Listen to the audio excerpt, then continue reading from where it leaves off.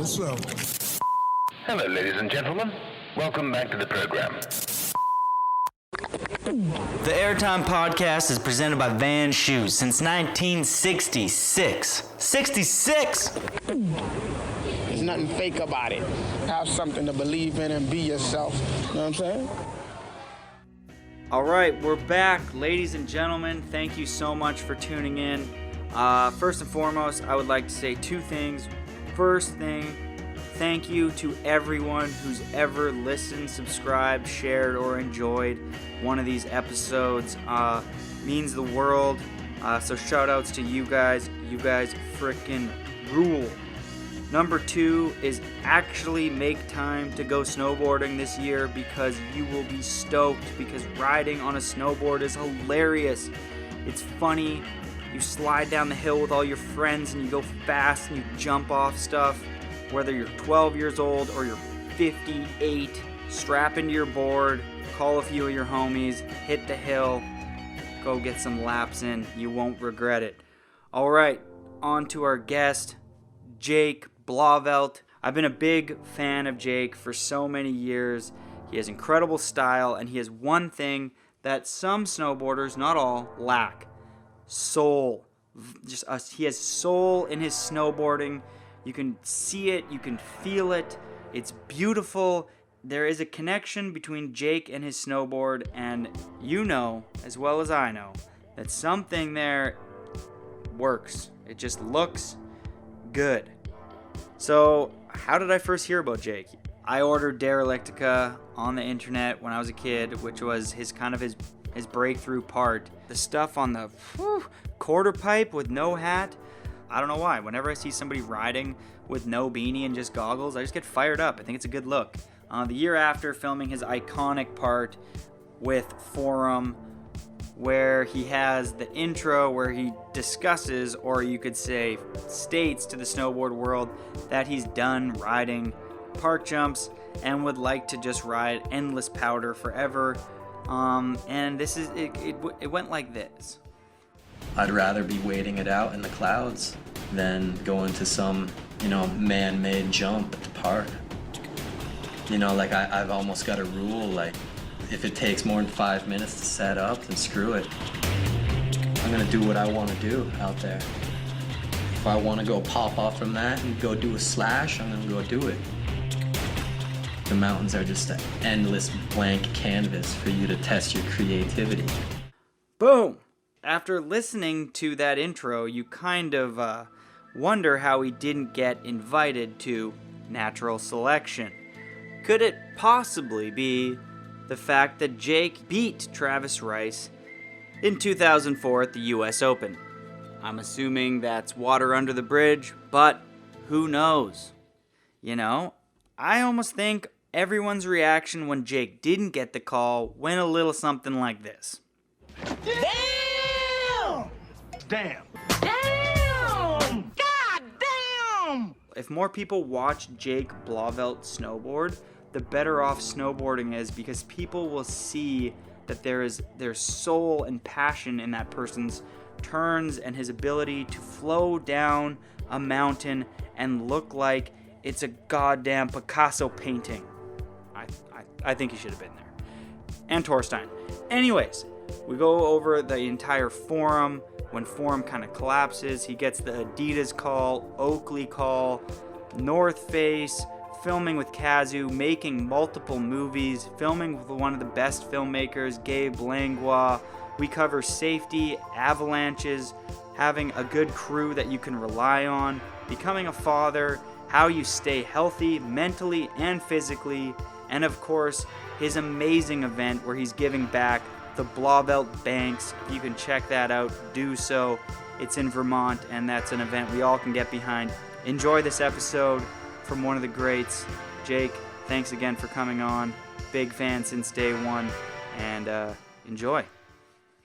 All right, big shout outs to our sponsor Vans, simply the best snowboard boots in the world, without a doubt. All right, the boots I'm going to talk about today are the Infuse. These are the boots that I personally wear. Pat Moore's wearing these boots. Arthur Luongo actually next season has a pro model on these boots. He's changed from the high standard pro to the Infuse, which I feel is a little bit more up his alley. It's a little bit stiffer, and there's a lot of features on this boot that allow you to tighten and give you the support in any area that you're looking for. And this is my personal favorite boot. I had probably over 100 days on my last pair. That includes sledding, hiking, rails, and they are in mint condition. I highly recommend anybody who's into a more experienced backcountry boot that still allows for incredible feel in the park to check out this boot, the Infuse. Check them out at your local skate shop, snowboard shop. Support local, and if you can't find them there, head over to vans.com or vans.ca. All right, here we go. Enjoy the show. All right, everybody, thank you so much for tuning in. We got somebody that I personally have been copying for a long time. Kind of reinvented, at least looked through backcountry snowboarding with a fresh set of lenses. We had Jake Blauvelt in podcast. Thank you very much for joining, boss. Hell yeah, Jody. Thanks for having me, man. Stoked to be here. What have you been up to, my man? Dude, I've been locked down in Vermont, just hanging with the family. Have not been traveling much, but we finally got some new snow, some much needed snow. So just chilling at the homestead in Vermont with the fam. Do you feel like you're gonna kind of get after it this season as far as like traveling and stuff, or does Vermont have strict protocols? I'm just kind of curious to know if you're gonna be coming up to Whistler, Alaska, or go to those staples that you always go to. Yeah, man. Well, you guys, like, Canada's still not letting us in right now, right? Dude, I can pull some strings for you, dude. Yeah, I heard there's some paperwork to fill out. Yeah, we gotta get you in, dude. You're bringing a lot of stoke to the world, dude. Yeah, we gotta sure. get some. Yeah, right. Dude, I know. I would love to get out there. I will. I think I'm going to get out to Baker, but that won't be till the springtime, till like March, April. So I'm just going to be chilling here in Vermont, trying to keep busy. And then I'll do some like strategic strike missions out to Northwest area.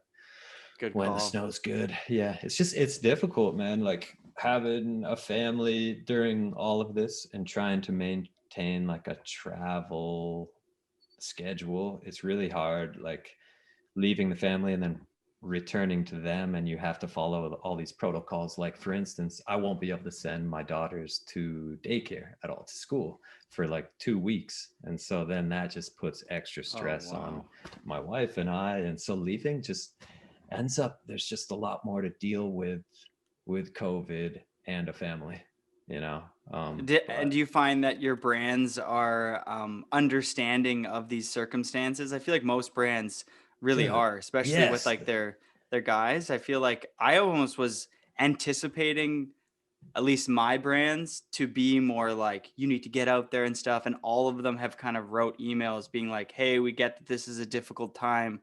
Like our priority is keeping everybody healthy and safe over like video parts right now, which I was like, damn, really? Yeah, exactly. Everyone's being very responsible, you know, because they don't want to be the ones that are like organizing the next super spreader event, you know. And so like fortunately for me, all of the brands have been really cool. They're like, just stay put, try and get creative. It's a different year, and just make the most of it. But there's been no pressure at all, which has been really cool.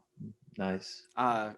Speaking of sponsors and traveling and getting people together to snowboard, Supernatural, Natural Selection, that's happening right now. It's in the works. Obviously I found out today that you're not in. I've gotten 2 or 3 heavy hitter DMs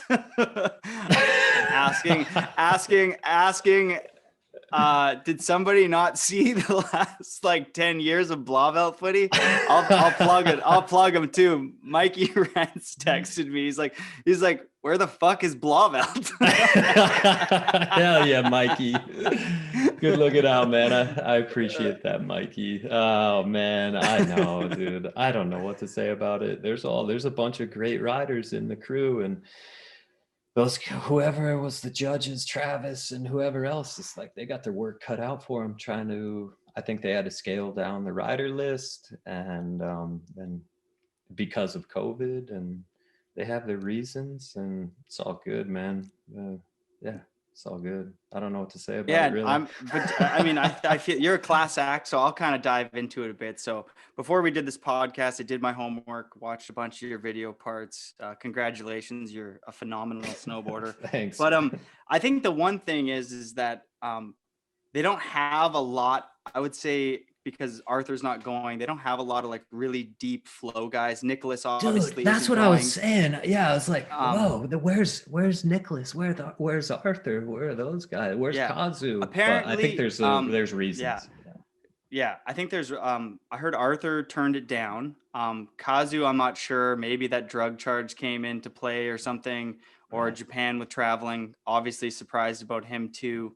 Yeah. Nicholas, I was like surprised, but I get that if the event is trying to take COVID serious and there's somebody there that's a little bit outspoken about it being maybe a little bit of a hoax or not as hyped up to whatever his antics have kind of probably refrained them from inviting him, I'm assuming. Obviously, there's a small portion of me that's like, politics aside, he's to me, he's the best snowboarder in all those different terrains, and he should be at the event, but that's just my personal belief. And then I was like thinking about, they have Blake, who has incredible flow, but then I'm just like, they have a bunch of guys that are good at jumping or better at AK or something like that. But I was just surprised on a full natural course. That's kind of like your gift or your element that you've really brought to snowboarding. I feel like is not building a cheese wedge and riding natural, just the way the snow lays. That's like what you do, which is what the whole event is. So I was like, I was just personally surprised. I wonder if they'll be packing out the lips, because then it would make a little more sense. But yeah, I don't know. I don't know what to say about it, man. I would love to shred the course, but this is not the year, I guess. And yeah, there was that, and then I think I saw my buddy Brockle. He posted some stuff. E-Man was commenting on some things. He's like, wouldn't he have been the first person invited? I was like, well, yeah, I know. When I was kind of going into it, well, I got like the email being like, "You're on the bubble." They had all the locked invitations, and then you're on the bubble, make this edit. And so luckily Bagger, Gabe Langlois helped me out with the edit. Gabe's the man. Got that together real quick, and like vying for this bubble spot. I was like, really? Like out of 16 riders for a natural backcountry contest, I'm not even in the 16. I was like, did I like self-value myself way above where like everyone else is? But it's like, I can't think about what everyone else thinks, and it is what it is, man. I'll still be shredding and got to move on, right? And I wish those guys the best of luck, and it'll be a sick contest regardless. You're a class act, and obviously I was hoping that you were going just because style, flow, creativity, those courses. I feel like there's very few riders who can ride step downs, jumps, slash, turn, pop off of weird things. Like it's like you've dedicated your life to figuring out how to ride natural terrain and retrain and slough management and stuff like that. And so I just was like a big puller for you, but we're not gonna, cry over spilt milk. You're not going. We're both surprised. And that's that. It's all good. I hear it's snowing in Jackson, so those guys are lined up for some good pow, soft landing. So yeah, we wish them all the best. But yes, we do. I don't know what happened then. Yeah. I might have an event one time, depending on how big this podcast gets after your episode. Like we'll have an event and it'll be called like Super Duper Natural, and you're invited. You're number one. Right. Nice, Jody. Hell yeah, man. You got my back. It's gonna be you, Kazu, yeah, Dustin. Right. I know. I was thinking about Kazu and Nicholas. I hadn't heard that Arthur had turned it down, but like, with those guys, they have the reasons why they're not there, and everyone's it is what it is. It is what it is. Okay, let's kind of dive into the beginning years of mini Jake. Back in the day, how did it all start for you? Where did you grow up? Yeah, man. I grew up in Waterbury Center, Vermont. So most people know Stowe. It's kind of like northern Vermont. And what I was like just normal middle class childhood. Um, Played soccer a lot when I was younger, like riding bikes and soccer. And then I started skating. And when I got into skating, then like you can't skate in the wintertime here. So picked up a board. Um, and started doing the after school program, which was like every Wednesday or Thursday. We went up to the local ski resort, which was Bolton Valley, which actually is where now I hold an event for, it's like a bank slalom. We did the inaugural event last year. It's called Blauvelt's Banks. And I heard. anyway, yeah, man. So it was cool I was to have that stoked. event like back at the spot where I learned how to ride at the after school program. And they're just like, they're the raddest mountain ever, independently owned, and they do it for all the right reasons. So anyway, yeah, man, learned how to ride there, and then what happened? I started going with Bud Keen and Jenner Richard, were like two of my kind of coaches back in the day at Mount Mansfield Snowboard Academy, which was at Stowe, and started doing like USASA contests and doing well in those, and managed to get a couple sponsors. Then moved out Mammoth, Tahoe, and then found myself in Baker for like 12 years now. And then I've been coming up on your home turf a lot up north, because I like riding up in the Northwest. You guys have got the goods up there. So that's kind of in a Okay. nutshell. Well, Yeah. in a nutshell, there's one key thing I think you skipped here. Hmm. 2004. Does it ring a bell? Yeah, right. Everyone brings up 2004. How many years ago is that now? It's like 18 years ago. Yeah, 18 years ago. You win the 17. U.S. Open, right? Right, man. Yes, I won the U.S. Open. I was 17 years old, still riding for Forum back then. I was like one of the young bloods, but that was huge for me because like it was a 20 grand purse. So I was able to buy a truck, and then I ended up winning the Abominable Snow Jam that next summer. That gave me 5 grand for a snowmobile. And so then I could actually do like what I really wanted to do, was get into like backcountry riding. And after that win, I had a little bit of money and a little bit of a name in order like to get onto a backcountry crew with Sean Johnson from Derelictica. That was that. You remember Oh, I remember Derelictica? that part. Yeah, right. Oh, With buddy, I Johnson. had Derelictica. Yeah. Promo fuck copy yeah. came out the year before, Right. and then Derelictica came out, and oh, dude, Yeah. okay, that's a really, um, how do I explain this? I didn't like backcountry snowboarding at that point because I was from a place that just had steel. You know, I was just jibbing.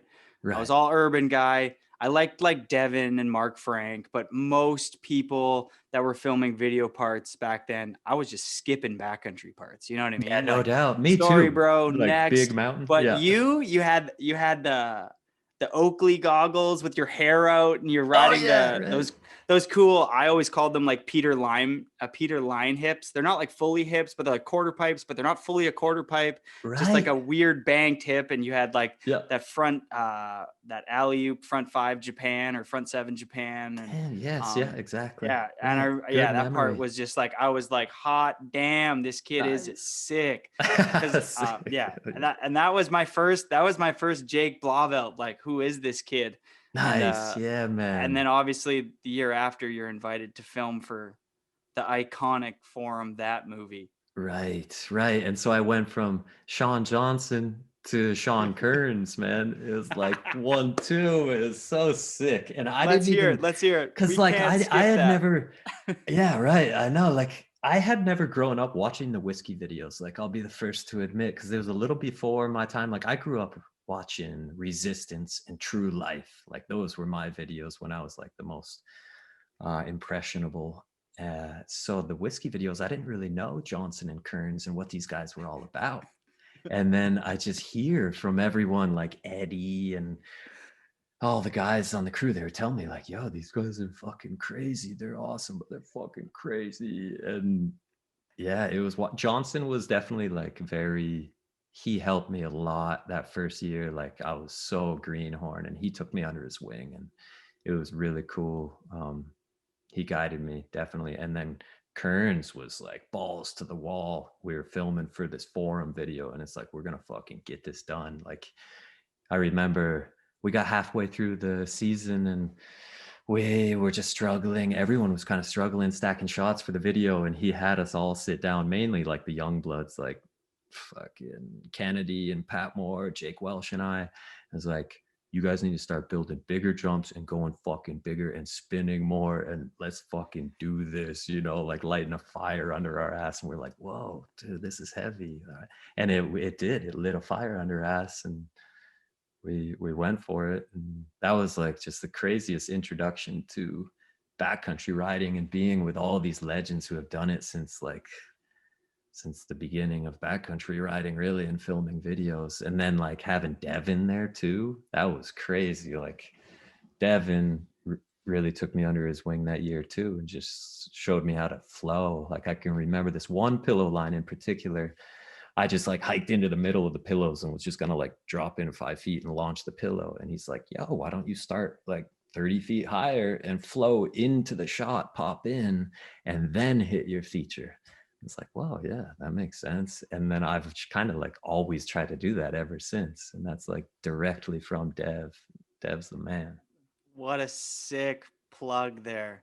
That's Yeah. amazing. So I got to know, just because I feel like this is a very touchy subject for most, is the beginning, when you buy the truck and the sled and you get to Whistler and you don't know how to sled, you don't know how to use a beacon.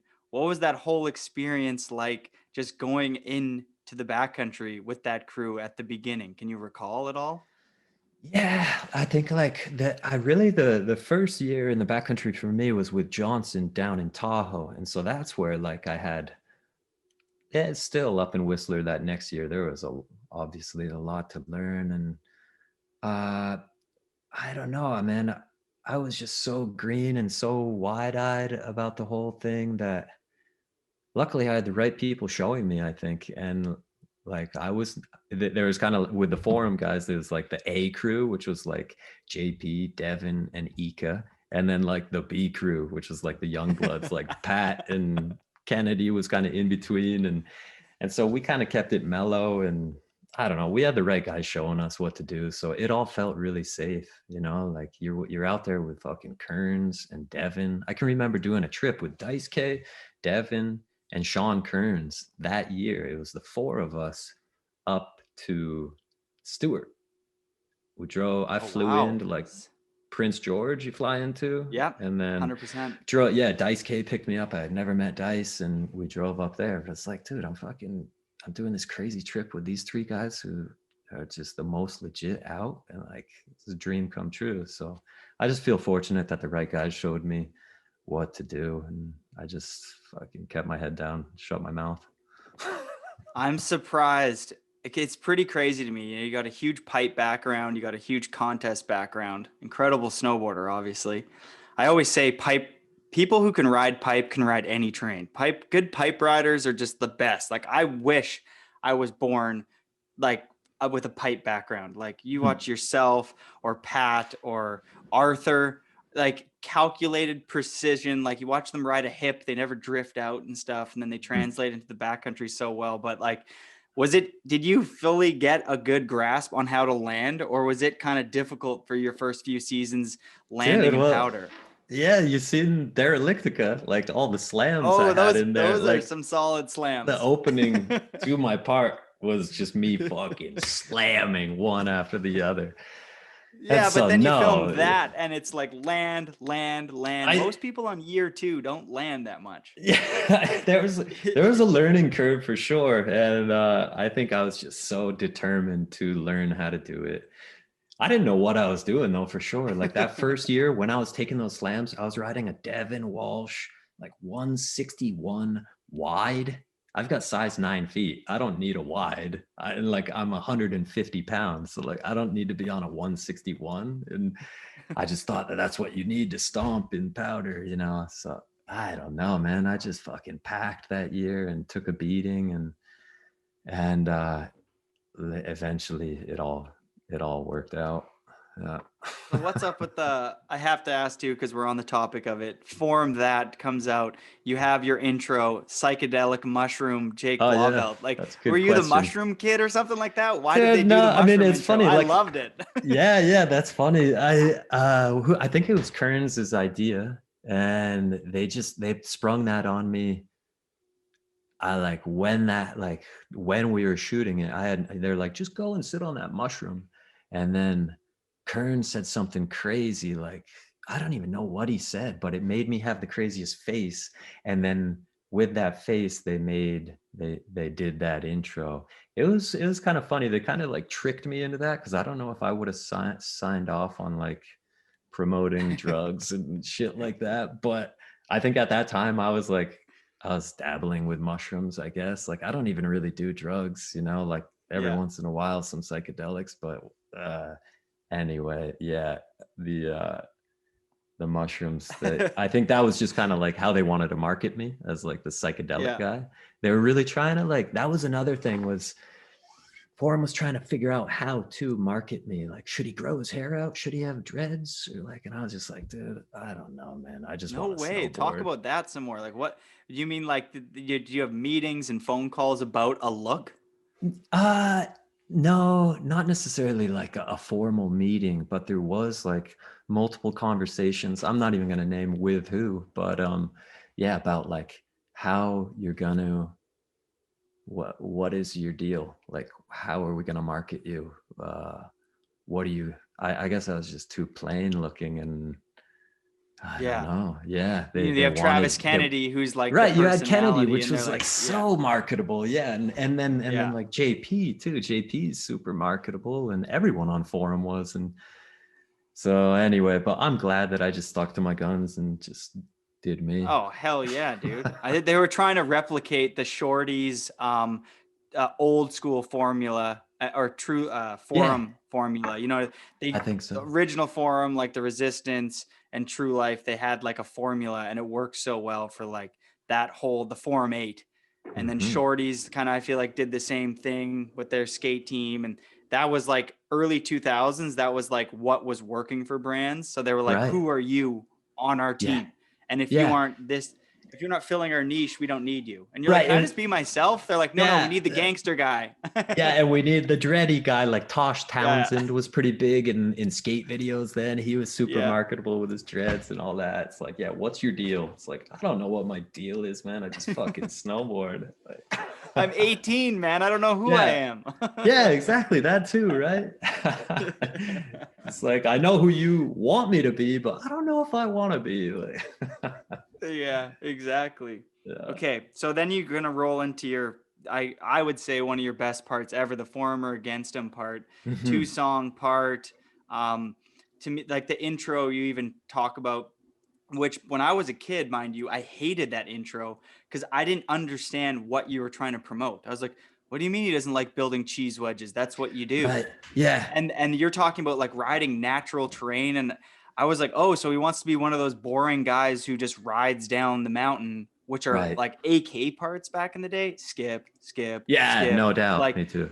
and so I was like so confused. And then that part finishes, and I'm like, oh, I think I understand who this Mhm. person is trying to be. Which there Mhm. wasn't a lot of people that were doing that. I'm sure telling Forum that you don't want to hit the cheese wedges anymore wasn't a great conversation. Yeah, no, that's true actually. Like, I was definitely, because I hadn't really produced anything that noteworthy to up until that forum or against them part. There's like, I think we did Foursquare video before that, which was north, south, east, west. We went like up to Yeah. Svalbard for the north, Dubai, Southern California, and Baldface for west. And that was rad. But anyway, I hadn't really done anything noteworthy. And so I think I was trying to ride more natural terrain, but I was trying to figure out how to ride natural terrain. Like, it's just different to make it work. And so luckily that video I landed that year, and that video part came out, because things could have gone definitely different. But yeah, that video part saved me and let me stay on forum and gave me kind of like my niche. Yeah. Did you feel like at the beginning of the year, was it like one of those things where everything just clicks? I feel like for me in particular, 3 years ago, maybe four, it was halfway through the season. I was trying to ride natural terrain. The Mm. beginning of the season actually went really poor. And Mm. then at halfway through the year, it started really clicking for myself. And I was like, oh, I think I'm like understanding that if, something's a 45-degree angle like this, I can still pop off of it if Right. I go like on my edge like this. But it wasn't Yeah. like I didn't figure it out fast. Was it like a Right. full season of you stacking footage, or was it just like one of those things by the end of the year, you're just like, it clicks and you're just like every day you're getting clips? Yeah, it was like kind of all year actually. I remember we probably I got most of my footage maybe in like January, February, and a lot of it was filmed up in Wow. Tankiel and Sick. Ogre. A little bit that spring for sure. Like spring's definitely easier to get shots, more time and more light, but a lot of it was early on, and I think a lot of it was due to the fact that John Jay, I was filming with like John Jay and I were a crew that year. We were filming Wow. with Ian Reuter and Nathan Yant. Yep. And so anyway, John Jay got hurt. And so it was just me and Rut and Yant. And then they're like, do you want a riding partner? Maybe Sheen can come with you. He knows a lot of good zones. Sick. I was like, The goat. right, dude. Yeah, the wizard. And so Dude, the wizard. and I didn't even really know Sheen at that time. Like I had seen him in videos and magazines. And so, dude, he took us out to Ogre, and we went like way further back than anywhere, any time I had ever been back there, and found some cool stuff. And so it was kind of a combination of like having Rut and Yant to just like follow me around and film everything that I wanted to do. And Sheen was helping show me all this sick terrain and letting me hit it first most of the time, which was crazy. And so I got lucky in that sense. And then the conditions lined up too. It was just like a really good year, a lot of good days. And we tried to film every day too. Like I was on a mission that year to like just film all the time. I think Yant was super into just going out when it was cloudy and just trying to film pillows or something. And we ended up stacking, just trying all the time. And whether you go out and like build a fire or whatever, you're just, at least you're going through the motions, and you're really current with your trade, you're what you like to do. So anyway, I mean, the Natty back 7. Yeah, right. That hit, that was up in Ogre, right? It was. Yeah. And that was at the end of the day after we had already stacked like 2 really good shots before that. Sheen showed me to a 6 zone out further back, and we just found that on the way back home. Yeah, that was like, just, it all came together. And it's just eating and breathing and sleeping, snowboarding those years. And I still do, my priorities are a little different now. but that was like, everything just lined up. I had all the time and focus and energy and conditions, and the right people feed me into everything. And very thankful for how it all lined up. Yeah, when opportunity meets like you have the talent and now you have the opportunity, and then you seize, you know what I mean? Instead of like going out and being like, I think a lot of pros back in the day didn't realize that they have a big budget, they have a filmer and photographer, but they also want to party in Whistler at all the nightclubs. And a lot of the days that they could be going out on those gray days, like you said, they're not going up. Right. Where like a lot of sick shots come from like just going up and seeing, and then it breaks blue halfway through the day. Yeah, exactly. It's just going up and trying all the time, and you'd be surprised at like what you'll just find on a random day. I feel like those are oftentimes the best days, when you will sleep in, you think the day is just like a wash because it's gonna be like super socked in or whatever, and then you're like, let's go up and try it out. And there's just low expectations and everyone's chill, and then you get in. I don't know, the vibe's just right and it clicks. Whereas sometimes if it's like high pressure, or it's going to be a high pressure bluebird, and you're just like thinking about it all the night before, and it's almost like too stressful, and everyone's too gung-ho in the morning, and you're like, dude, we just got to take it down a notch and chill, and then it'll all fall into place. So Yeah. You're getting up tomorrow and we need you to 1080 the mother. Yeah, and you're like, okay, sick. I'm gonna sleep great tonight. Yeah. Was there okay, so that was like you were hitting some big shit back then. I mean, you still hit big shit, but it's a lot more primarily natural. This is kind of Booterville for you. Was there any sleeps where you're going to bed like, shit, I have to hit this jump with John Jay tomorrow? Yeah. This thing is big. What was that? That was like Mother, right? Mother's up at Rutherford. Yeah. Yeah, and that's when that they were big step sending it down. really big that year. I think John Jay had like a switchback Okay, 9 switchback on it that 9. year. Yeah. Yeah. And yeah, that was one of those nights, definitely. And I remember actually sledding out on the sled trail to the Mother. I was the first one. For some reason, they had some like clusterfuck down in the parking lot, and I managed to be the first one up Rutherford Road. But the night before, when they were grooming, just before you get to the cabin on one of those downhills, they put in a crazy rut, and it was a rat like over a blind curve. I came into it way too hot, and fucking like somehow I didn't die and my sled didn't, but sled got like way bucked off the trail. I went flying, tucked and rolled. Somehow I was alive, and it ended up taking like a half an hour to get it out of the trees back up onto the trail. I'm like so cooked. It's only like 7:30 or 8 in the morning, and it's like, okay, now you're gonna go hit Mother. It's just like, dude, this is crazy, man. I'm like 18, 19 years old. Like, what the hell am I doing, man? But I was just like so stoked. I didn't even I was just like, yeah, this is what you do. Like, just fucking give her hell, man. You love this shit. Yeah, dude. Like, oh, John, you're going switchback 9. Sick. I'll try like what did you do on that? If I forget what fuck, I don't even know. I don't think it made the movie. You cabbed 3 to really big one in one of those movies that was Right. phenomenal. Maybe Insane, that was the 'cause 1080 jump. I think I cabbed 7, 1080. Yeah, cab 7, 1080. Yeah. Right, but no, yeah, I forget. I didn't do anything that rad on Mother. I hit it once with Devin and once with John, and I think they just ended up getting better stuff. So my stuff got kicked to the side. Yeah. I feel like this time in your career, that at least I really noticed, you have Former Against Him that comes out, and you vocalize that you want to ride more natural terrain and stuff like that, less cheese wedge. Forever Forum comes out, and you're doing you do a few doubles. You do the front 10 double, you got a switchback 10 in that.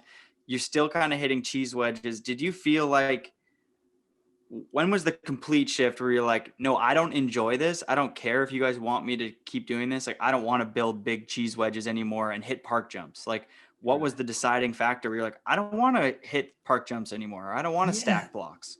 Fuck, I don't know, man. That's a good question. Like, yeah, I don't know. I guess I just enjoy riding natural terrain, and instead of like building a jump, I'd rather just go get a lap and slash. And so I don't think there's any like super conscious decision not to build cheese wedges. I guess there was, but I don't know. I just felt like there was so much room for me to improve on natural terrain, and that's what I wanted to ride. And I don't know, maybe I was just kind of getting scared of like hitting huge jumps and double corking, if I'm honest with myself. Like, I guess one thing I don't like is like spending a lot of a day building a jump and then you don't land anything, but you should still have fun doing it. So I don't know. I should hit more jumps, man, but I don't know. I'm just rambling now. I guess I should hit more jumps for sure. But I just enjoy riding natural terrain, I guess. And fuck. I hit the jumps and I don't want to hit the jumps. Like, I would way rather spend my day. I would love to film with someone like yourself who wants to ride as much natural terrain as possible, because you can still progress your riding. If you do a natty 7, it's the best feeling thing in the world. No doubt. You know what I mean? Like, it's really hard for. It's way harder. Right. It's hard for a lot of people, like the layman, to look at it and be like, well, that wasn't as sick as on a cheese wedge. That front 7 wasn't as good as the cheese wedge front 7. And you're like, but dude, it's so much harder. But it doesn't matter if it's harder. It's like, whatever you like to do, whether it's hit cheese wedges or natural, like there's no right or wrong. And I guess I don't consider myself like a lazy person really, but maybe I am in the backcountry because I just realized that like I'd rather be riding than shoveling. I see. I love no, and that's amazing. And I love that you did it at a time when that is very acceptable now. Like if you're a young up and coming backcountry guy and you're shredding and you're doing slashes all like Craig Kelly because you've watched Right. all your old movies and Yeah. you watch Blauvelt and you want to ride like Jake and you want to ride like Nicholas and you don't want to build stuff. That is cool. I think brands even like that. Like, Yeah, for but sure. when you were doing that, that was not a very common route to go down, nor was it like something that somebody on forum was doing. You know what I mean? Like forum riders, it's like you're either a park dude, you're either a street dude, or you're hitting big jumps and spinning in the backcountry. Right. Like No doubt. turning and slashing and organic methods. You're like, what? Yeah, right. Yeah, for sure. I give a lot of props to all like you and fucking Rusty and Razman, all the dudes hitting huge jumps and double corking, and that shit's fucking gnarly, dude. And there's nothing to be taken away from that. It's just two different styles of riding, and it's just snowboarding. Nothing wrong with any of it, right? No, not at all. It definitely seemed like there was a right or a wrong way in the early 2000s, or at least snowboarding made it seem like there was an acceptable route and a non-acceptable route. Yeah, and I think snowboarding's gotten a lot better with that lately. It's like they're really emphasizing the fun aspect of it all, like the fun part. Whereas back when we were coming up, or you're younger than me, but yeah, it's like fucking shit was gnarly back then. You're gnarly, you go huge and you take gnarly slams, and that's what it is. And so it's kind of nice that it's gotten a little more fun lately, right? It definitely adds to the longevity of your career.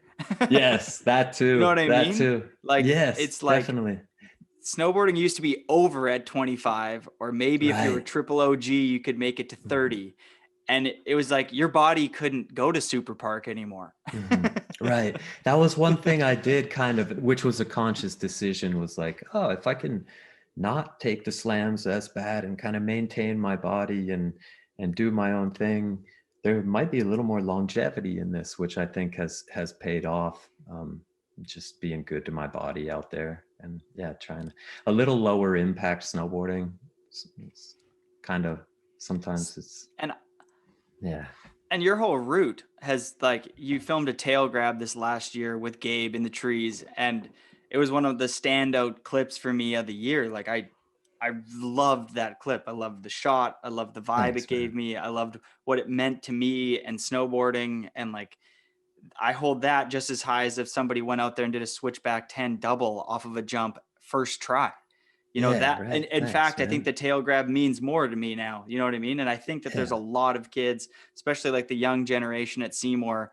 I see what they're into, and it seems to be nobody really cares about if you're going to 50-50 a quad kink with a death drop on the side. You know what I mean? Like, well, like how does the whole shot translate to that person's personality? And it's like, I don't know. I feel like you don't need to do stuff like that anymore. It's not like this obligation. It's like you can do chill stuff, and if it looks dope, it looks dope. Make it good, make it look good, have some style with it, and like bring the style part back. And that's good to see. That's like when snowboarding is going in the right direction.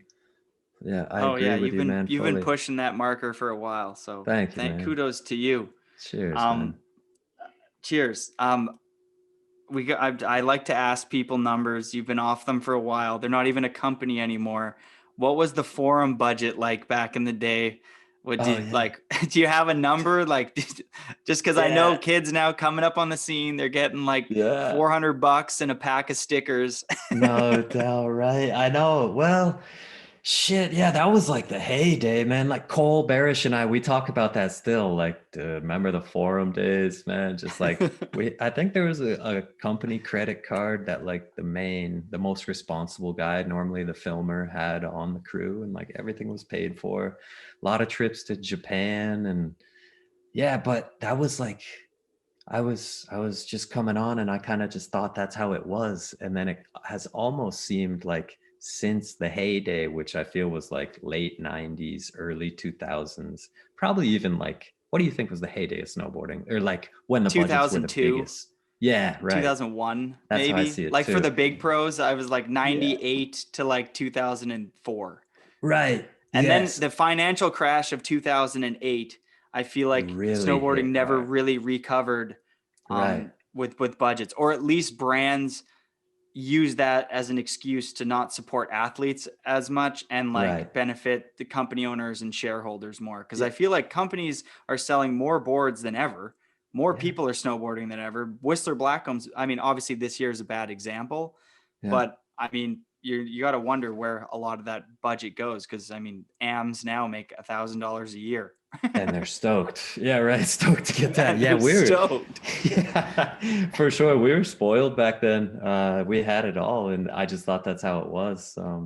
Numbers, I don't know what the numbers were, but it was just like there was a lot of paid trips, and you just It was didn't good. think twice about anything. Yeah, it was good for sure. Do you have a favorite forum trip? Do you have like an iconic trip that you went on, like a tour or like a trip that you went on with a group of people that stands out in your mind as one of the best trips you had with the forum crew? With the forum crew, I mean, a lot of trips with Kennedy. Just any trip with Kennedy was unreal. Let's hear about Kennedy. I don't know him that man. well. I've met him in Whistler a handful of times with my buddy Kareem, an absolute But one of a Kareem, kind right. person. With Kareem. Yes, Kareem's the man, dude. I haven't talked to him forever. Yeah, fuck, what was it? Like, I always remember Kennedy was always late to go get to the airport because he thrived on being late and like rushing. Like he liked it. Like I like showing up a little early and just chilling and like getting a coffee or something. He liked to be late, like sprinting to the gate. And so if we ever had time, he'd want to go to the strip club before you hop on the plane. Like, even if it was in the morning, he'd want to go hit up the strip club before hopping on the flight. It's like, what the fuck, dude? I'm not going to the strip club. It's 10 in the morning. Like, and then, I don't know, man. Crazy trips to Japan with a forum crew and going to the snow domes. I remember it being like so hot one summer down in Fukuoka, like which is way south Japan, and hitting up the snow domes and then like having one of our premieres with all the forum guys and then partying after in Japan. Just crazy times. And like I was so young at the time too. It was just wild times for sure. Nothing in particular. Like I don't know. It's all such a blur, but anything with Kennedy, I feel like was crazy. He was so talented, man. He was like mad talent, incredible talent. He got distracted. He couldn't focus.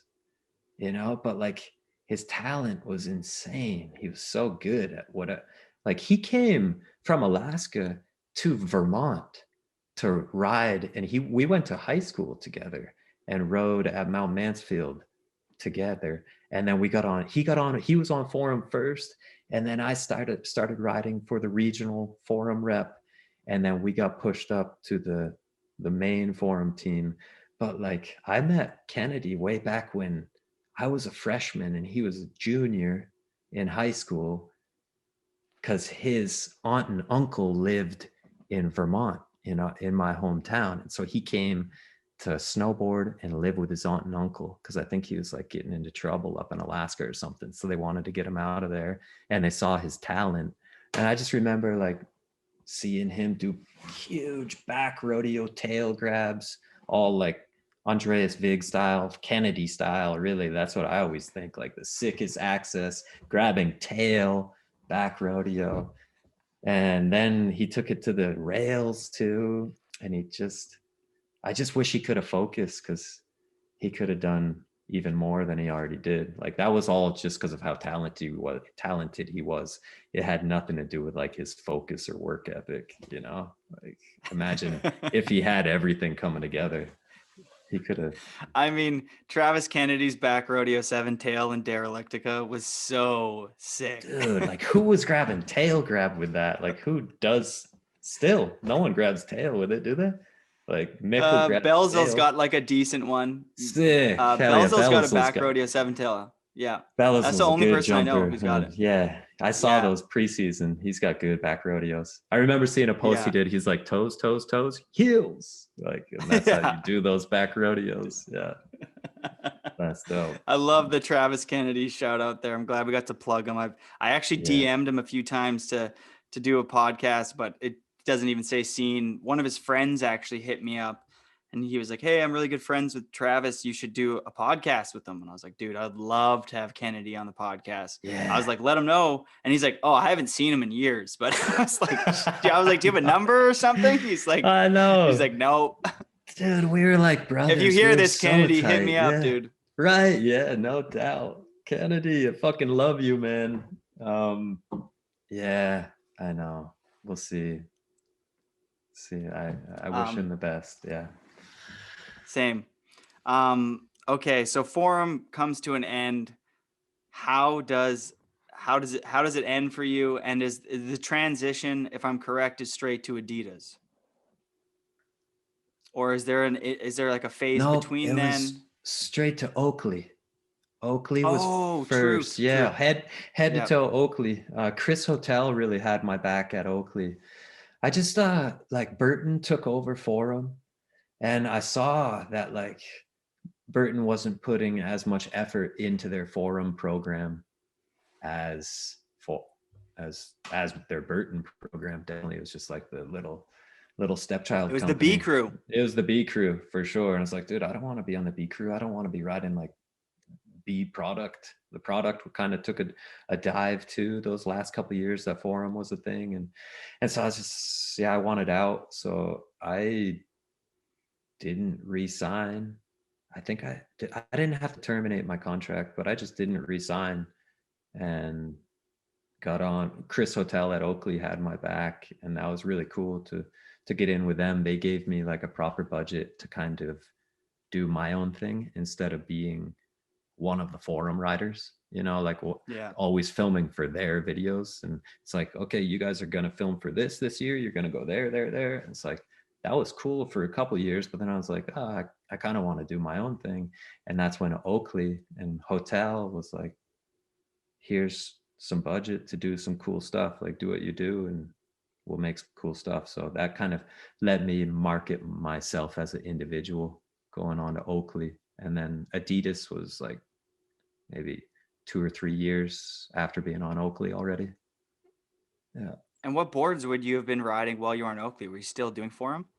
And then I was on Ride as well. Ride and Oakley. That's when you Ride got on was the right away. Ride. Yeah. And Ride. Yeah. Ride let me develop their boards, and that was super cool. And their boards were like way better right off the bat too than the Forum boards, like night and day.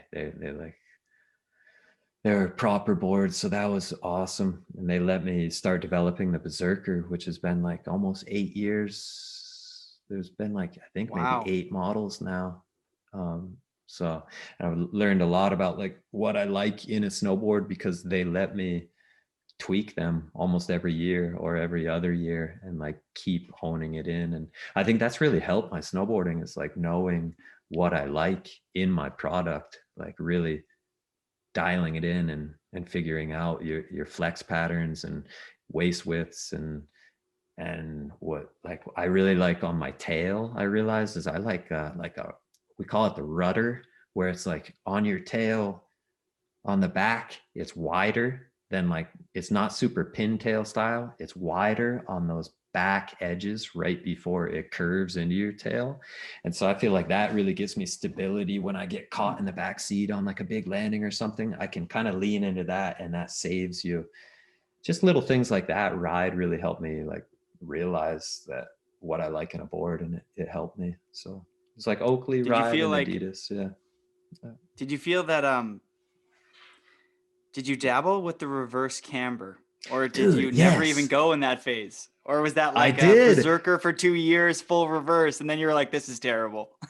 Yes, I think, no. Well, so I already knew that I hated reverse camber because that last year on Forum, they were all about the reverse camber. And I was like, sure, yeah, I'll try that. And I can remember actually heliing in Squamish and just and using that board that last year on Forum, that reverse camber, and just not being able to land any, or like be coming down off from something so bolts, and then you go into wheelie.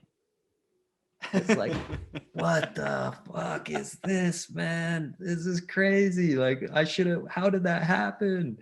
And so, yeah, it wasn't, The whole it didn't world take got long. confused. It didn't take long to realize that those boards suck, man. If you're like trying to stomp big, like it doesn't really work. But now the boards, there's like, they've got little, they're all so hybrid, right? It's like Yeah, a lot of brands have everyone's so custom now. dialed it in. Yeah. I mean, some are still Yeah. super banana or whatever, but I think that was definitely a fad. Yeah, you ride for my sister company. I ride for the big one, K2. Right. and Yes, exactly. We make your boards, K. That's what I was gonna say. I was gonna plug K2 because it's like K2 knows how to make a good board, but it's like They've been doing it since '88. Yeah, it's good product for sure. No, I love the decks too. So, okay, Yeah. how did that call go with Adidas? Oakley comes to an end. Did you get an offer from Adidas, so you had to leave Oakley, or how did that all? Yeah, with no, so I mean, well, actually, dude, funny. I should back up just a little bit and tell you a quick funny story. Was when I said I didn't want to re-sign with Forum, and I actually dropped my management company at that time too. And so it was like 2 calls right after another, like, I'm not on Forum anymore. And then I called up my agent at the time and I said, I'm dropping you as well. I can't do this. This isn't it, because it was just super controlling. It didn't feel like me. And so I dropped both of them. And then I went to Costa Rica for like almost a month and turned off my phone. And at that time I was starting to work with Greg Martin, who is my new manager. He helps me with a lot of deals, and Greg's been amazing throughout my career, and he's really got my back. And I just had him deal with it all and deal with like getting Forum behind me and getting Oakley lined up. And so anyway, it was just like, but I was actually calling Forum in the airport in Texas right before getting on that flight to Costa Rica. And then I just turned my phone off and just didn't deal with it. So that's kind of funny. Yeah, YOLO, right. And then with Adidas, Greg, I don't know if Greg had like a sneaking suspicion at that point or what, but I think Nike was getting really big they were at the time, they were already out for like maybe 2 years in the snowboard industry. They had like Nicholas and Gigi, and they were going big. And everyone always thinks that we had like some insider knowledge or about them putting the program on, but I don't know. Like Greg never let me know about it. He said that he just randomly hit them up and was like, you guys ever gonna get into snow? I got a rider if you are. And they said, well, actually, yeah, we are thinking of getting into snowboarding. And Jake's this list of like 3 or 4 riders that we were considering. So let's meet up. And I met up with a skate team manager, Yasha Mueller, in San Francisco. And we pretty much like inked the deal right there. And the best way to get like to announce that I was on like the first rider on Adidas snowboarding was to get the hiking boot out on the line first as like their first piece of product within Adidas snowboarding, because it was fairly easy for them to get that out as opposed to like a snowboard boot, which a lot more time and thought goes into. And so my hiking boot was the first piece of product, and that thing took off. It was crazy like how well that's done over the years. Do you get royalties on that thing? Yeah, Jake. Yeah, it's helpful, man, for sure. Yeah. Yes, dude. That's amazing. I love that he had a little inkling, dude, and then he hits him up and they're like, we're already thinking about that. You link up with them and sign the deal. That's amazing. Yeah, it's crazy how that worked out. I feel very fortunate. And that was a good Adidas match, was dude. Rad, man. Yeah. It felt like a really good match. Yeah, it did. I remember liking it. I remember when you went over to them and they're first putting their whole team together. I thought that they like had such good taste with picking each of their riders. I was like, this is really thought out. I mean, Nike had came into snowboarding back in the day with Michael Chuck and stuff like that, and it was an absolute flop. You know what I mean? Right. And then pulled out of snowboarding. And then when Nike did their skate thing and Adidas did their skate thing, you could see that they put so much time and energy into, like, the company might be clueless, but they hire the most intelligent, thought out people who have good taste. Yes. And I thought that Nike, when they first came on, did the same thing. I thought Adidas did an even better job when they first came out. I was like, wow. And they, even to this day, like, I've obviously heard that they've pulled out of snowboarding quite a bit, but I think that you're still on them, if I'm correct. Yeah, it's kind of like in limbo right now. They're just trying to figure out a lot of stuff, just with like COVID and what that did for the brand as a whole. There's just a lot that's up in the air. I can't really speak on much of it now. It's a lot of it's in the air, as is the whole world right now, right? It is. But they did come out with like a very tasteful approach, and I agree, it reflected man. your snowboarding well. Thank you. Yeah, they did do a good job at that. Their image, that it all lined up really well for them. I agree.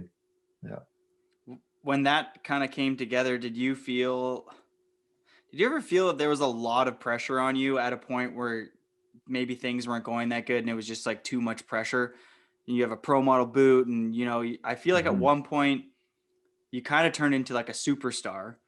Right. I mean, you kind of have been for a long time. Was there ever one point where it was just like seemed like a lot to handle? Yeah, for sure. When we were filming for Naturally, there's like a good sized budget to film a movie about me. It's what Rice and a lot of other writers have done. It's what Rice does all the time. And it's just being able to handle that stress. And it's not necessarily like a bad stress. It's not a distress. It's just a stress that you need to get good at handling. And guys in competition, good competitors do it. And so I wasn't as good at handling that type of pressure. And so I had a really rough year. Naturally was supposed to be a 1-year film. I ended up getting hurt. I blew my shoulder out. I had to go in for a second shoulder surgery.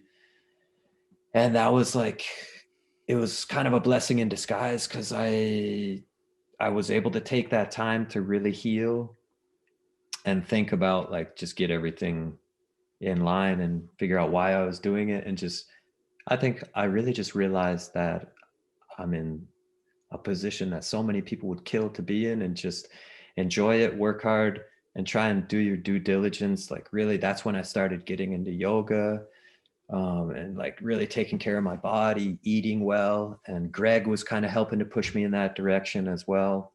I kind of treated myself more like an athlete that next winter, and tried to just handle the stress better. And luckily I was able to land and stay in one piece, and we put out Naturally. But going into it, just having all that money behind it, there was a good budget between Oakley, Ride, and Adidas, and it was all kind of all eyes were on me, whether you're feeling good or not. It's go out and huck and make sure you stomp. And so I know, dude. Yeah, that was a tough year. That's when I felt the pressure. That's when I felt the pressure for sure. But yeah, the next year it all worked out, and we were able to pull the movie off in the long run, which was good. But the pressure did get to me, and I was like, what am I doing, man? What is this? What I want to do? But it is definitely. I just had to learn how to deal with it, and really keep that. That was the year I was like, you're an athlete, treat yourself like an athlete. And it started to work better when I kind of changed my mindset like that.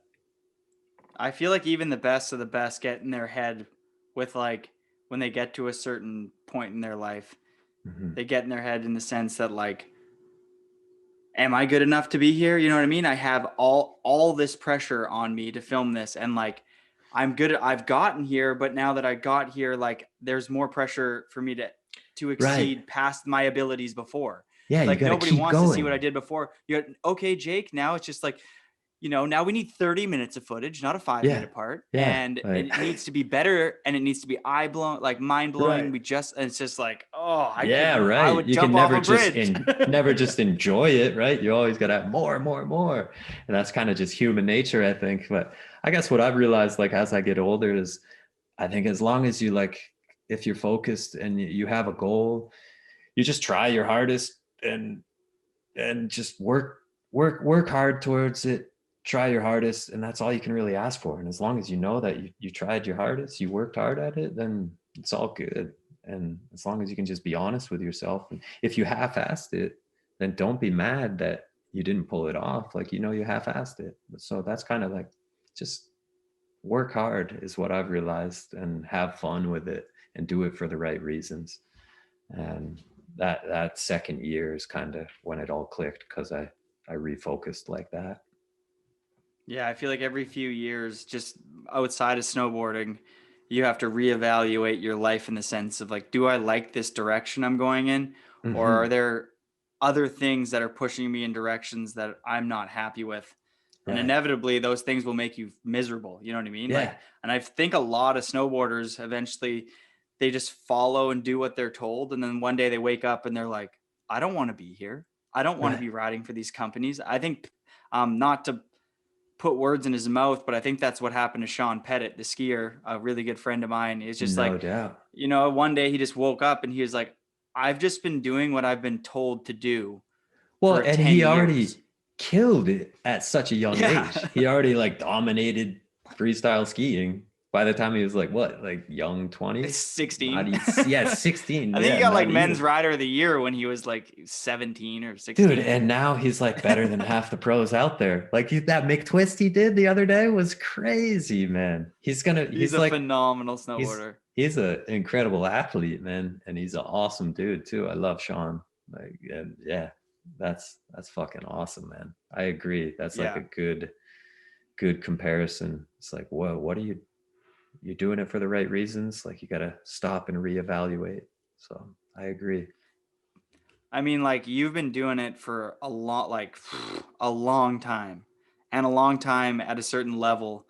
What keeps you motivated to keep snowboarding at this level? Like, you feel like a lot of people, there's so many people who have been in the game and have exited 10 years ago that were like your partners, and then 5 years ago, and it's like, you're still going. I'm just wondering what keeps you going? Like, do you want to film better stuff?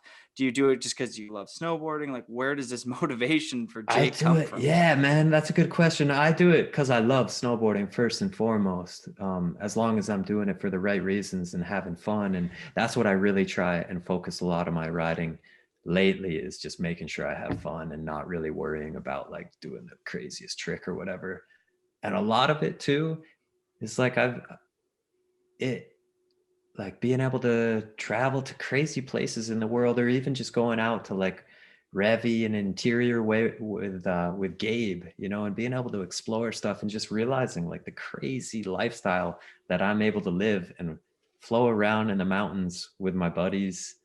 And it's like, how could you argue with that? And as long as the brands find it beneficial for them too. And like, I feel like after I've been doing it for so many years, I have so many resources at my fingertips too.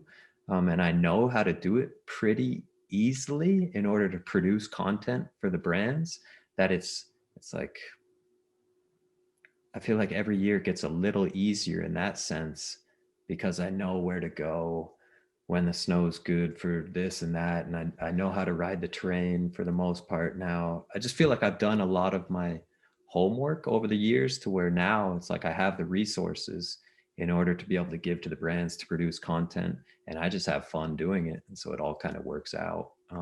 It's just, to answer your question, it's like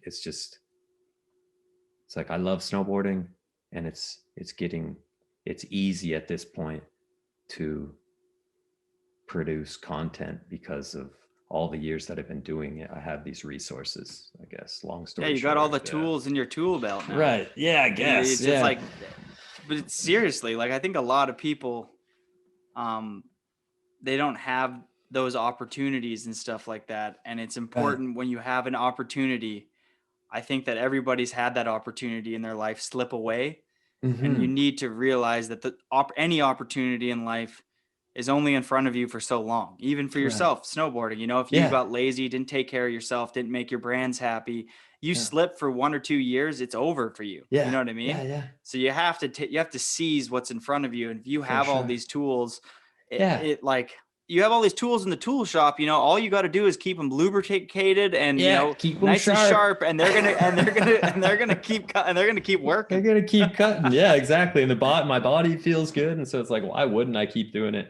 The one thing that is tough these days is leaving the family. And then on top of COVID and everything, and it's really hard. But COVID aside, it's hard being away from the girls for long periods of time. So I've heard Terrier say it before. It's like, there's no more one-way tickets, you know. It's like there's always a return ticket now because you're going home to the family. And so that also is like a major motivator, because I know I only have so much time.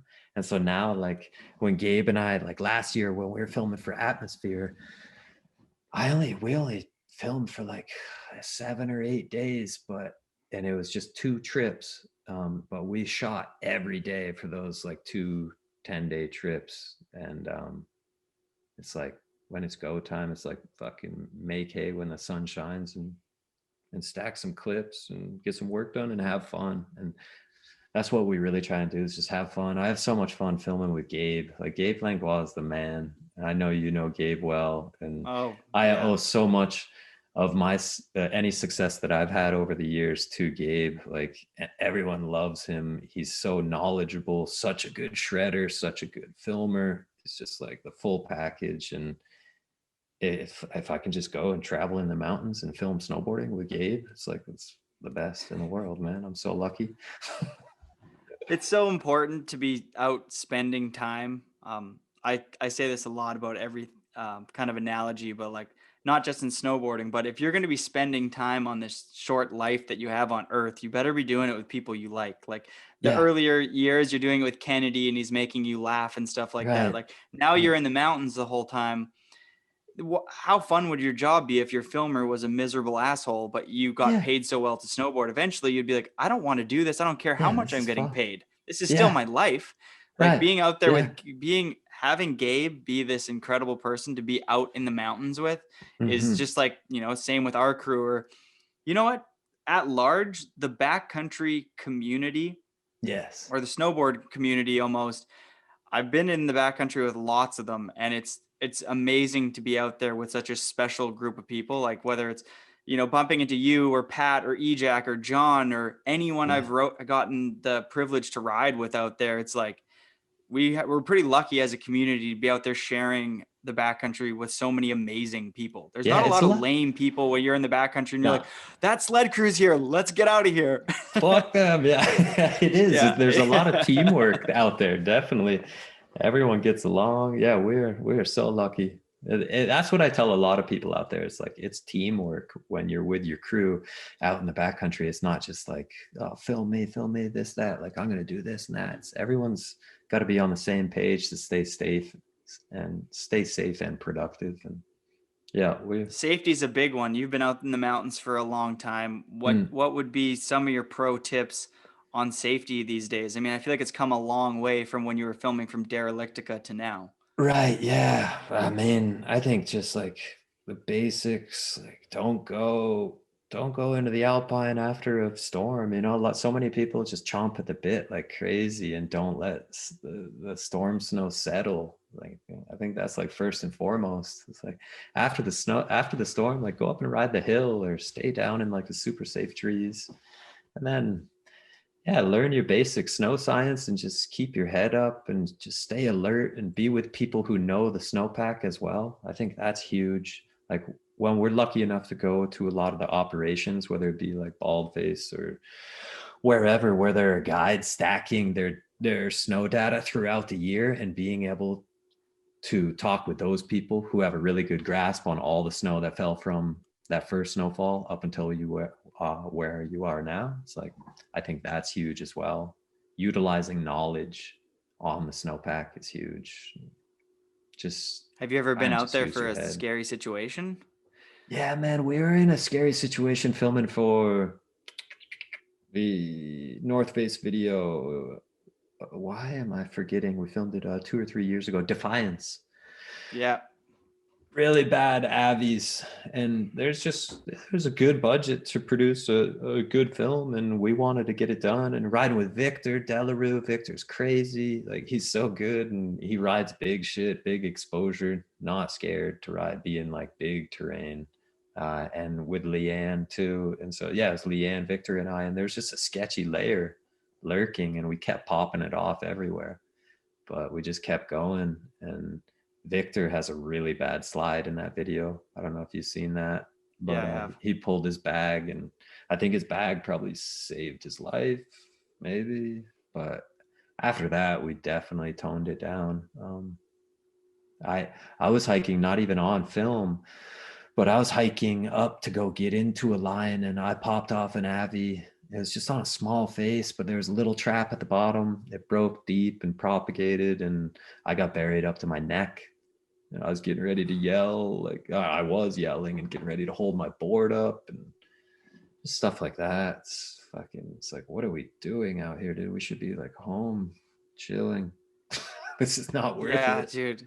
Yeah, I'm sure you've that's been there. one thing. Like, yeah, Oh, dude. we've all been there. There's Yeah. a few. There's always a few guys in the crew that have either seen the smallest amount of bad things out there, like they've seen the smallest amount of avalanches, they've seen the smallest amount of injuries, etc. And I feel like it builds a false sense of security, or they've been to the zones and there hasn't ever been slides there before. Right. Yes. And our crew's really good, but every once in a while we'll throw somebody else into the mix because somebody will be out or something. Right. And it's pretty eye-opening going out with people, because a lot of people are just like, well, we sledded here and we didn't see any avalanches, therefore there's not avalanches, and it's fine. You know what I mean? And I'm probably I lean on the side of safety a lot. I'm just like, hey, we should like move through stuff slowly. Like, I really move in the mountains slow. Like, I'm the slowest in the crew. Like, like I was just telling you before we jumped on this call about how we went up to Blue River and stuff like that. Like, it's a new zone. Like, if someone's going to the washroom, I want to know where you're going. You know, I don't want like this loose, like, two guys are going to go check out things here, one guy's going to go out here. Like, I can't do that anymore. I'm out there with some of my best friends. Some of my best friends have kids now or have babies on the way. It's like, it's like, guys, we have to do this tight. And we also have a large community of people that look up to us as being safe in the mountains. And what is it going to look like if we have once something happens to us? You know what I mean? People are I don't want to be an example. You know what I mean? I want to move through the mountains with so much caution now. I don't think it hinders our riding. It just, the last jump we hit was a little bit late at night when the sun was coming down and we're in this new zone. And I just was like, dude, it's minus 25. It's going down to minus 30 tonight. And the sun goes down at 4. We're packing up. It's 3:45. We're an hour and a half away from the lot. Like, I'm like, we need to wrap this up. I know everybody wants to do their last powder turns, but it's those last powder turns that, like, oh, your buddy accidentally fell into a tree and smashed his face, and now you're 2 hours out. It's minus 30, it's getting cold, and I don't care how much supplies you have. No one's coming to get you. Yeah. Like, no doubt. I think, like, you get older and you see that, like, accidents do happen out there big time. And when you're younger, you just think, like, it can't happen to me. But then, like, that, when we were filming for Defiance, that's when Treadway passed away. Out there. And that was like, just that's his devastating. zone. Right. That's his zone. And to see that happen was just like, what the fuck? So yeah, accidents, you just realize accidents do happen. You got to just treat the mountains with respect. And yeah, that was heavy. I definitely realized that a lot too with kids. It's like, you got to come home. It puts everything in perspective. Like, it's only snowboarding. That's kind of what I tell myself a lot. It's like, I love snowboarding, obviously, but it's only like just sliding, playing with gravity and sliding down the snow. And it's about having fun, and it's only snowboarding. Don't risk your life for it. I don't ever risk my life for snowboarding, and just want to have fun with it. I understand that some people do, but it almost like frustrates me when I watch somebody like Evil Knievel on a snowboard, because I'm like, I get that you could be maybe mad at an ex-girlfriend, or you have some problems in your life where you're like, Right. I don't give a fuck. I'm gonna jump over this roof gap, and if I don't make it, it's a 6 story gap, and I die. But it's like the people you're with are the ones who are gonna be with you when you're Mopping you bleeding up out and off everything it, like that, like mopping you up. Like, I don't want to ride with anybody who wants to remotely put their life at like full jeopardy. You know what I mean? Yeah. Like Razman sends it the most in our crew, but I also know that everything that Razman does is so thought out and calculated. Very And I've seen him calculated, yeah. snowboard long enough that it's like, if he's going to launch off something and go natty back 7, that rock in the landing isn't a problem, because he will not drift over there. He's not Where gonna if hit it. I'm going to hit that and I'm going to go natty back 7, somebody better tap me out. I might hit that rock. Right. No doubt. I hear you. I often think of it as like, I'm not a stunt man. Like, I like to almost think of myself as like an artist out there more than a stunt man. You know, it's like, just draw a good line down the slope, and you're not a stunt man. You don't have to risk anything. Just make it look good.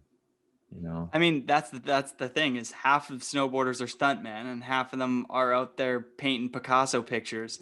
And Right. I'd rather have the Picasso picture That's than what's up. the other one. Hell yeah. That's what's up, man. Out of curiosity, have you ever filmed? Who's the loosest person you've ever filmed with? Oh man. Was there anybody that you're like, shit, like I'm going out with Daniel Eck, like this is scary? Oh, Like, no. I mean, dude, he's so good. But Dabari was crazy. We filmed together for Absinthe one year, and he's insane. He's insane. He's such a he's a really good rider, really good rock climber, awesome human being. And we just have two totally different styles of riding. It's not one that is better than the other. It's just different. He likes to just find big shit and go straight down it. And I like to find smaller shit and just surf it side to side. And so I just remember it was Lucas and I for a lot of 1 year filming for Now Here, Absence Now Here, I think. Yeah. Anyway, and it's Lucas and I filming with Hosnick, and Lucas just made me look like a pussy all year long. Because he was just going hammer, going huge. And so, yeah, there were a lot of days like watching him, I was gripped for sure, but he pulled it off. He knew what he was doing. And he's so like strong and stocky that he can take it. His body is just different than mine. And how did that make you? Did it make you feel when you were filming with him like, oh, my shit's pathetic because it's small or whatever? Because I feel like a lot of the times I'm filming with like Chris, he wants to go and get like gnarly, and I'm hiding behind my snowmobile, looking over the seat with one eye, being like, "Please be okay." And then I can go ride my like mini golf thing. Yeah. But I like my mini golf thing, right? Exactly. That's how I want, and that's how I want my video part to look. Yeah, you know. But sometimes I'm like, but when you ride with people who are really gnarly, Chris is really good at never undermining what I want to film, and I never undermine what he wants to film. Right. But I feel like I have filmed with people before. I'm not going to mention any names, and they belittle your riding because it's not like theirs. Right. They're like, They're like, oh yeah, because you just want to ride the small thing. Like you just, because you don't want to spin as much. It's like, I'm like, I also don't want my video part to look like yours. Right. Like, yeah. That's true. I agree.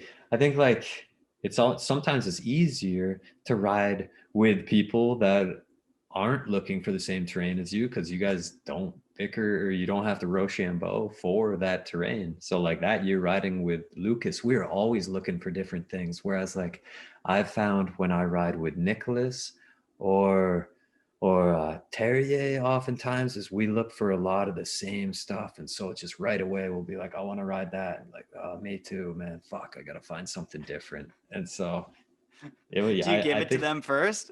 like if it's Terrier and Nicholas too, yeah, definitely. I got to a point with Terrier because he'll always take it. He's not scared. I mean, he won't like take it out from under your feet, but if you give it to him, he'll take it because yeah, that's just how he is. And towards the end, I was like, all right, T, I'm gonna take this one. You cool with that? He's like, oh hell yeah, man, you're all good. But I think like long story short, or like what you can gather from all of that is like when I was riding with Lucas and he was hitting different terrain, it's like you got to just stay focused on you. And I think that's kind of like life in general. It's like you can't always be worrying about what that dude's doing, or just that's when I feel like that year with for him or against him, I just really did me. I focused on me. I wasn't thinking about anybody else. And then after the winter, it felt like a lot of like I just gained a lot more attention because I just did me. I wasn't trying to be like, oh, this guy did that on that jump, I should build that jump and do something there. It's like, no, I'm just going to go a completely different direction, do me. Hopefully it works out, but just try and have a little faith. And yeah, just can't worry about everybody else, right? Who would be one of your favorite dudes that rides POW? Like, who do you draw? I mean, you're one of the best out. Like, who do you draw inspiration from when you're out in the mountains? Or if someone puts out a video part, you're like, I'm clicking on that. Oh, yeah, man. I think like, oh, like just the normals. Man, I think like, yeah, Terrier, Nicholas, Gigi, Freddie, Kazu's so dope. There's so many people I don't know in particular. And lately, like, I just draw more inspiration from like just locals around here who I'm riding with. Like, I'm not so much like video part oriented these days. I did see a lot of videos actually this winter for some reason, but the past winters, like I was so out of the loop. I hadn't seen a lot of the videos and I was just fucking trying to figure out how to be a dad. I didn't have time to watch videos, I felt like. And so yeah, I'm kind of I think I draw a lot of inspiration just from people who are having a good time at it with their own style and not necessarily professionals anymore, not pro riders, more just like who's putting out the best vibe at the local hill. Oh my God, that's so cool. You know? That was dope. Whoever's pumping the best vibe at the local hill. That's the most epic thing you could have ever said. You've watched too many videos, dude. They're all looking the same. What's that epic quote? I forget. Once you, after a 360, you're just repeating yourself. Yeah, huh? That's a good way to put it. Love it. Oh man, that's amazing. Where these are just a few more questions that I was really intrigued about. So I know that you're a healthy person. I know that you're very aware of what you put in your body and stuff. How do you stay healthy mentally and physically? Because I feel like both of those are super important. Yeah, definitely.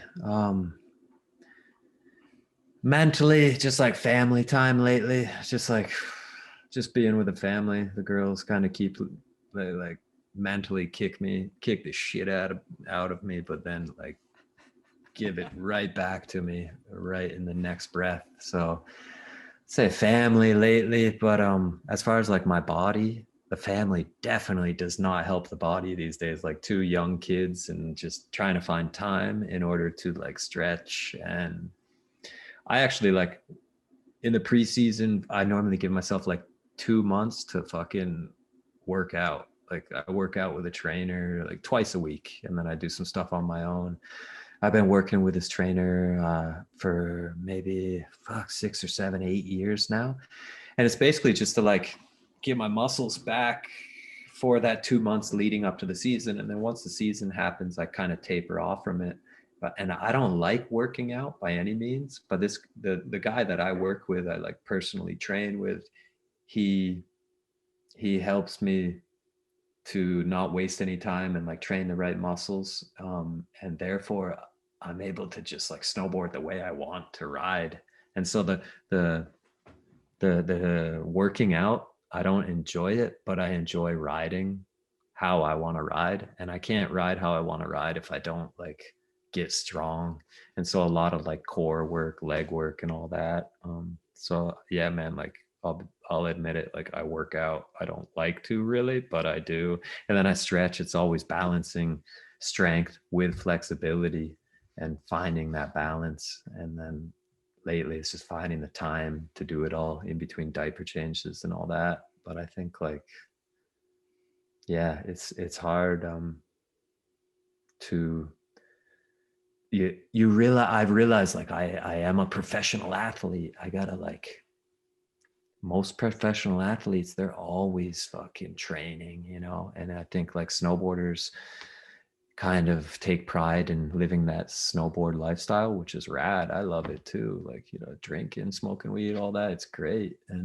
But I think you need to counter it. If you want to be like at the top level, you gotta go a little extra and get strong, stay limber, and try and find a good headspace. Yeah. So out of that, just because this is for me more than anybody else, what do you primarily work out? Like you said, legs and core there. Do you feel like those, I've heard a lot, especially from people I really look up to, that core is so important. And I feel like I don't do a lot of core work, but I feel like a lot of the riders I know they ride with a strong core. Do you have what's your main exercises and what do you primarily focus on to build strength? Yeah, like when my core was weak and I had a bulged disc in my back. And so I had to take like 6 weeks off in order to heal that soft tissue in my bulged disc in my back. And it bulged because my core was so weak. And so I started to get into some Mysore Ashtanga yoga, which is really focusing on like your technique and holding those muscles that like you use when you like stop peeing, you know, to stop yourself from peeing, that pelvic floor. And then just like your deep core, not washboard abs core, but like deep pelvic core. So I'll do like a lot of yoga, but really focusing on your breath. And that alone can really strengthen your core if you're doing it correctly. And then I do like lots of Basu ball, just very basic, like not weights or anything, but just good technique.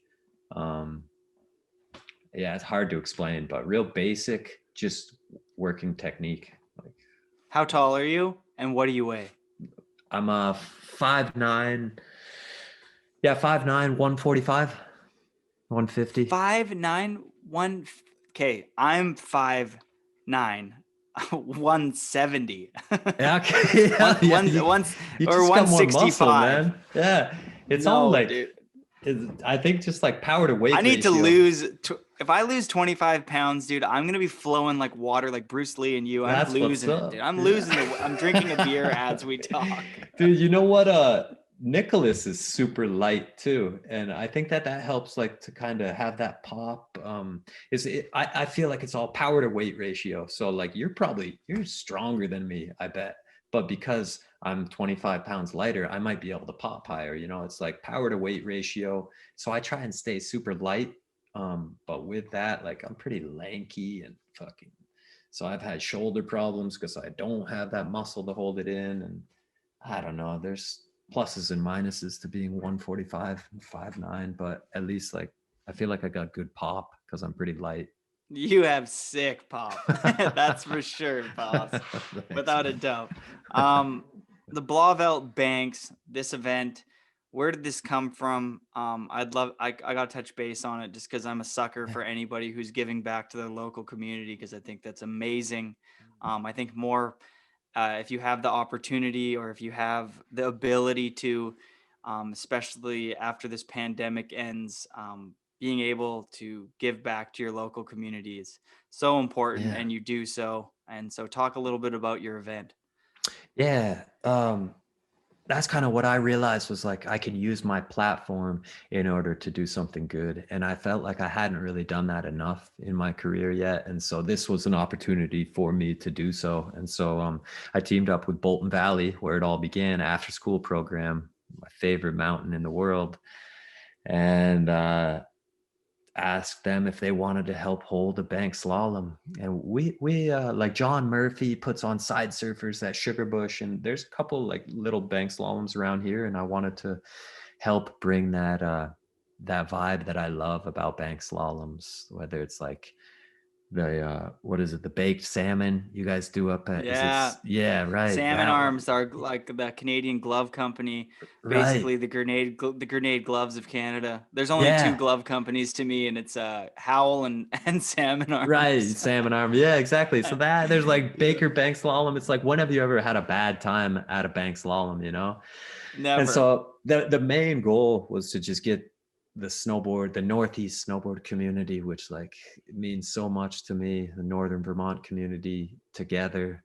And when you can get everyone together to donate to a good cause. Last year was for POW, and this year is for little local, we want to build a legit concrete skate park in Waterbury. We only need to raise like $500,000, so that's like, we got our work cut out for us. This will be like the first fundraiser for that, but it's basically like, I just want to be able to get everyone together to have a great time, and through the registration for the event, you're going to be donating to a good cause, and so it's just a win-win-win. And Bolton Rad. sees a lot of benefit in it, and we have a blast, and it feels really good. I wish COVID wasn't a thing this year, because it's making it really difficult in order to do it the same way. Like, I don't even think we'll be able to have timed runs this year. It'll just be more jam style, keep everyone flowing through it, just kind of like have fun on the course. But when you start timing runs, you get the congregation of people, and then it's just, I don't want to have my name on some super spreader event, you know? Yeah, So, no, I feel that. yeah. Okay, so we'll kind of finish this off with two things here. All right, Yeah. you got any tips for up and coming boarders trying to make it onto the scene, trying to get some clout? You got any tips for the young guns out there? Yeah. I'd say like, learn how to use your edges and turn your board well before like trying to get too crazy in the air or anything. Like, I felt super fortunate when I was young. Bud Keene and Jenner Richard, they really like showed me how to turn on ice switch, and we'd do like all toe side drills through gates and shit. And we kind of hated it when we were younger, but that like laid a solid, like a super strong foundation.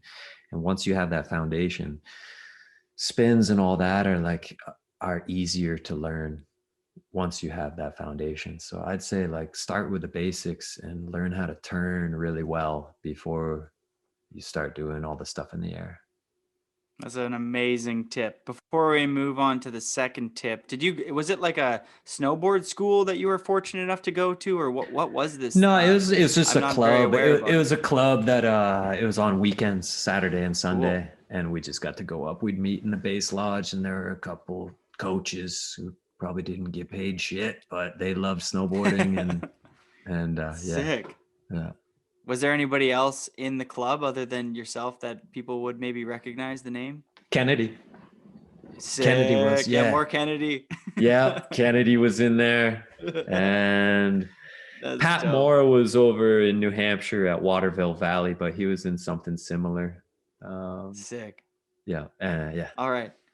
The second tip we're going for, not so much for the young guns, but for the dads out there trying to juggle some free time to snowboard and stuff. You got any pro tips for the new fathers, the COVID fathers? Yeah, no doubt. You know those babies are going to be popping out after this last year. Yeah, right. I know there will be a boom, huh? Oh man, I don't have any fatherly advice. Fuck, you don't want to know from me, man. I'm just winging it. I think everyone is, as parents, as new parents, and that's the beauty of it. And I think it's just good to surround yourself with people. Like I notice a lot, like some parents who have similar age kids that get really competitive and don't want to like tell you how hard it is because they just want to act like everything's like really easy. And but it's like just surround yourself with people who are real about it. Like this shit's fucking hard. I haven't slept Is in it so many hard? days. It's hard, eh? Yeah, it's hard, man, but it's the best thing ever too. It's like so cliche to say, but it is like the hardest thing and the best thing. Like everyone says it, and I was like, yeah, sure, I guess. Like, but it is. Why you No, asking no, for experience? no. Or... No. My girl she's 5 years younger than me, and she's all good, about yeah. pumping the brakes. Okay, yeah, it's that's the perfect. good. Yeah, I Yeah, lined it no, all but up, dude. that's good. Yes, fatherhood's the best thing ever, and you just fucking wing it. Everyone's winging it. Everyone does it a different way, and that's what I've learned in these 3 years I've been a father. Yeah. Amazing. All right, so we finish every episode with some random cues, some questions here. Number one, what's your favorite snowboard movie? Favorite snowboard movie, man. I'm just gonna like go with. I liked the old standard videos. Paradox was really influential for me. I'm just gonna go with standard Paradox for right now. I think that was so sick. Yeah. I feel like I don't know that movie well. That would have been something is that the one where John Jay had the front seven off the toes? I think that was, yes. Yeah. Yeah. And that kid, that one was amazing. All right, or favorite. like Hawken Factor was very sick too. That's probably one of the big other. one. Yeah, that was a big one. All right, number two, what's your favorite female snowboarder, or who your favorite female snowboarder is? Ooh, man, put me on the spot there. Fuck, who is that? I had a really good time with Elena last year in the backcountry. Sick. Yeah, we got to film for her movie, Blank Canvas, and she is a very good rider, pipe rider, going backcountry, which is cool to see. And I know those damn pipe riders, dude. They're riders so in the good. backcountry, man. Fucking hell. Oh, also Leanne was really fun to ride with the year before that. I've gotten to ride the past 2 years with awesome women. So those Amazing. two right off. Yep. Favorite female, sorry, we already did that one. Favorite male snowboarder. Right now, currently, I'd have to say probably Arthur. Luongo. Me too. Yeah. Probably. He's amazing. Yeah. See that front 70 film today? Yeah, that was crazy. Yesterday? Yeah, it's so good. So- Yeah, he's incredible, man. He's very good. I love watching him ride. Yeah. Amazing. All right. Number four, favorite thing to do besides snowboarding. Oh, hanging with a fam, obvious. I love it. Snow skating. We've been snow skating a lot lately up at Bolton too, man. And we all suck, but it's so fun to go up with Shane, Pospisil, and a couple of the boys, drink beers and go snow skate. It's carnage, but it's so fun. So family and how's Shane doing these days? That dude, guy he's doing was super sick, well, dude. man. Yeah, Shane's awesome. He is my brother-in-law too, man. You know that? What? So yeah. No. So like Shane and I, he was in my wedding. Like he's one of my best friends since like way back, like when we were like 14 or 15. We've lived together, traveled all around. And then he met my wife's sister at my wife and my wedding down in Costa Rica. And they hit it off.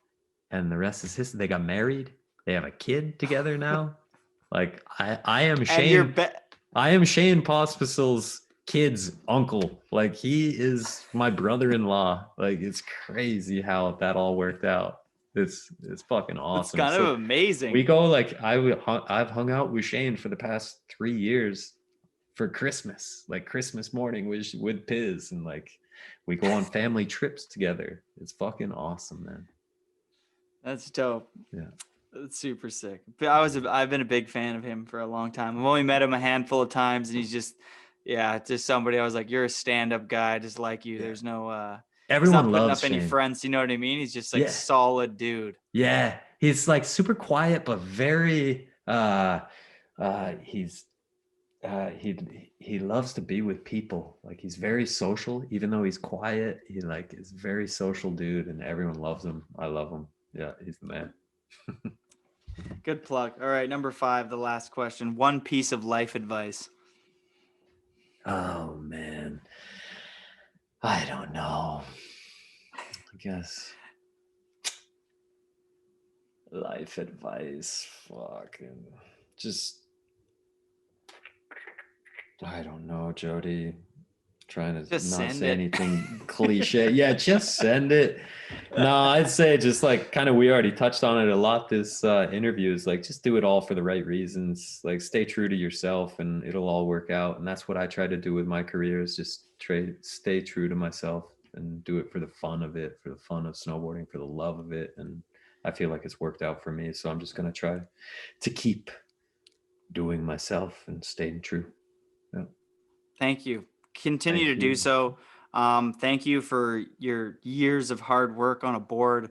By far one of my favorites, my friends' favorites. We've all watched your video parts over and over to draw inspiration from, especially going and transitioning into this like 2017 or so was a big push into like riding more freestyle backcountry. And you were like 10 years ahead on that tip. Like, I don't want to build like I'm down for the cheese wedges, but I don't want to focus my entire backcountry season around building those. Right. And I think a lot of backcountry riders don't want to do that either anymore. Like Mm. I'm down to throw some blocks on some things, but I don't want to make it, my full season because sometimes I just want to do some laps. So thanks for being a leader and a pioneer in that direction. Hell yeah, man. Thank you. Hell yeah.